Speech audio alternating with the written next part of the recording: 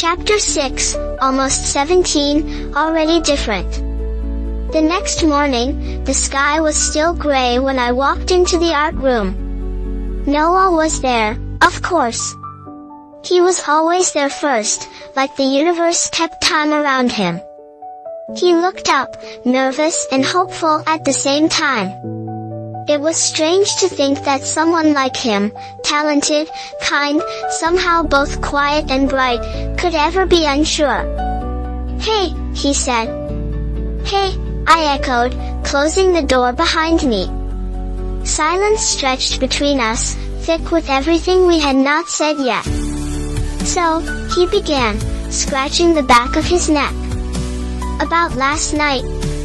About you wanting to be a good thing," I said, my voice barely above a whisper. He took a slow breath. "Mia, I like talking to you. I like listening to you.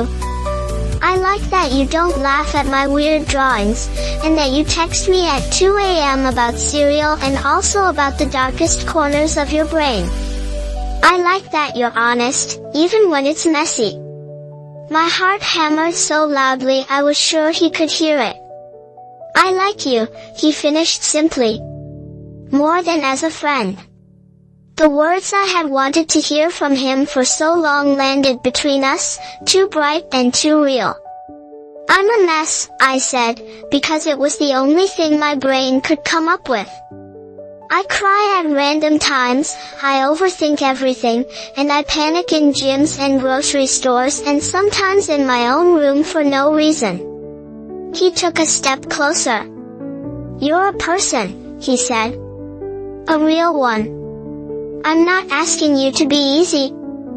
I'm asking if I can be there while you figure yourself out. And maybe you can be there while I figure myself out too." I searched his face for any hint of pity. There was none. Just honesty. And something soft I had not seen directed at me in a long time. "I like you too," I said, my throat tight. "A lot. But I'm scared." "Me too," he admitted. "We can be scared together." He reached for my hand, slow and careful, like he was giving me time to pull away. I didn't. His fingers were warm around mine. It was a simple touch, but it felt like a promise. We stood there, holding hands in the empty art room, the morning light spilling through the windows, and for the first time in a long time, I did not feel like a side character. I felt like someone in the middle of their own story. Over the next weeks, nothing and everything changed. I still had bad days where getting out of bed felt like climbing a mountain. I still had moments where seeing Alex and Lily together made my stomach twist. I still got overwhelmed in crowded hallways and overthought every text I sent. But now, I had more than the pain. I had Noah, who would walk me to class and draw me into his comics as a quiet superhero who saved herself as often as anyone else. I had Lily, slowly finding her way back into my life, both of us learning that friendships could bend without always breaking.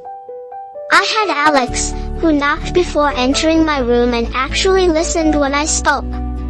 One afternoon, sitting under the bleachers with Noah while the track team practiced above us, I leaned my head on his shoulder.